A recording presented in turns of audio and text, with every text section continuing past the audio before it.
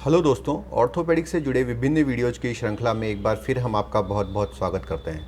दोस्तों, जब भी पेशेंट एसीएल सर्जरी करा के घर जाता है तो उसके मन में ये सवाल रहता है कि वो घर पे जाए तो कौन सी पोजीशन में सोना चाहिए, किस पोजीशन में वो लेटे जिससे कि उसे सबसे कंफर्टेबल हो और एसीएल ग्राफ्ट को कोई डैमेज भी ना हो। अगर आपके मन में भी यही सवाल है तो इस वीडियो को शुरू से लेकर लास्ट तक पूरा देखिए और आपको इस सवाल का पूरा जवाब मिल जाएगा। नमस्ते दोस्तों, आप तो जानते ही हैं कि हमारा सेंटर एसीएल की सर्जरी कराने के सबसे बड़े सेंटर्स में से एक जाना जाता है। यहाँ पर जब पेशेंट एसीएल सर्जरी करा के जाते हैं तो मुझे काफ़ी सारे सवाल पूछते हैं। उनमें से कॉमन सवाल ये रहता है कि सर, जब मैं घर चला जाऊँगा तो मुझे सोना कैसे है, यानी लेटते वक्त मुझे किन किन बातों का ध्यान रखना है और कौन कौन सी बातें नहीं करनी जिससे कि कहीं गलती से भी मेरा लिगामेंट स्ट्रेच ना हो जाए। तो दोस्तों, सबसे इम्पोर्टेंट बात ये होती है कि जब आप यहाँ से ऑर्थोपेडिक हॉस्पिटल हमारे यहाँ से अपने घर डिस्चार्ज जाते हैं तो हम लोग आपको पैर पे एक लॉन्ग नी ब्रेस लगा के देते हैं। दोस्तों, ये लॉन्ग नी ब्रेस बहुत ही प्रोटेक्टिव चीज़ है। ये आपको किसी भी तरह के फिसल कर गिरने या फिर कोई पैर के घूम जाने से, चोट लगने से, ग्राफ्ट को कोई डैमेज ना हो, इससे हमें बचाता है। ये तो हम जानते ही हैं कि जब एसीएल ग्राफ्ट लगाया जाता है तो शुरू के 45 दिन से 2 महीने तक थोड़ी सावधानी की ज़रूरत होती है ताकि ग्राफ्ट अपनी बोन से अच्छी तरह सुरक्षित होकर चिपक जाए।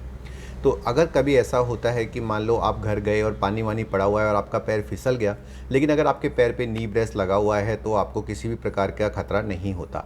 अभी कुछ दिन पहले की बात है, उत्तराखंड से मेरे पास एक पेशेंट सर्जरी करा के गए थे। वो घर के लॉन में बैठे हुए थे और किसी ने फुटबॉल ज़ोर से उनके पैर पे मार दी।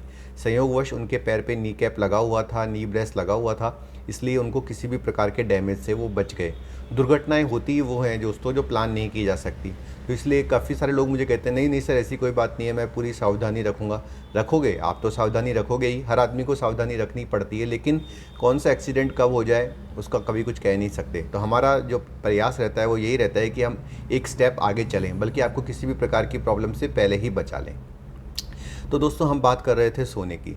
आप जब सोते हैं तो शुरू के 4 से 6 वीक आपको कोई बेड रेस्ट करने की ज़रूरत नहीं है, घूमना फिरना तो अलाउड है, लेकिन जब रात को सोते हैं तो आपको ये ध्यान रखना है कि पैर पे आपके नी ब्रेस लगा हुआ होना चाहिए।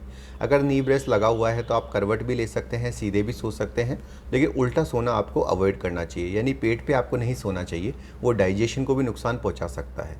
अच्छा, जब आप सो रहे हैं और आप चाहते हैं कि मैं करवट लूँ तो इस बात का ध्यान रखें कि दोनों पैरों के बीच में तकिया रख लीजिए। जो आपका ऑपरेशन वाला पैर है उसको ऊपर रख लीजिए, जिस पैर का ऑपरेशन नहीं हुआ उसे नीचे रख लीजिए और दोनों पैरों के बीच में तकिया रख लीजिए। इससे क्या होगा कि पैर नीचे गिरेगा नहीं, पैर पे तिरछा लोड नहीं आएगा। लेकिन नी ब्रेस तो आपको लगा के रखना ही है। काफ़ी सारे लोग बोलते हैं कि क्या सर, मैं नी ब्रेस को थोड़ा सा लूज़ कर सकता हूँ? तो जी हाँ, बिल्कुल। आप जब सर्जरी मतलब जब आप लेटे हुए हैं तो आप नी ब्रेस को लूज़ रख सकते हैं और सोते वक्त भी थोड़ा नी ब्रेस को लूज़ रख सकते हैं। दूसरा, जब सर्जरी के शुरू के 4 या 5 दिन होते हैं तो अपने पैर पे लंबा तकिया लगा के रखिए। इससे क्या होगा कि जो आपका पैर है वो ऊंचा उठा हुआ रहेगा, और जब पैर ऊंचा उठा हुआ रहता है दोस्तों तो जो शरीर का जो ब्लड है वो ऑटोमेटिकली हार्ट की तरफ जाता है, तो इससे पैर में सूजन नहीं आती। दूसरा, जब आप लेटे हुए हैं तो मेरा सजेशन ये रहेगा कि नी ब्रेस को बहुत ज़्यादा टाइट ना लगाएं, बल्कि लूज़ ही रखें। अगर आप सीधे लेटे हुए हैं तो उस वक्त आपको किसी तरह का ब्रेस लगाने की कोई ज़रूरत नहीं है। अगर आप टीवी देख रहे हैं, कंफर्टेबली लेटे हुए हैं, तो सिंपल अपने पैर को एक तकिए के नीचे रख सकते हैं शुरू के 7 दिन। बाद में तो तकिया लगाने की भी ज़रूरत नहीं है, आप सीधे आराम से लेट के टीवी देख सकते हैं।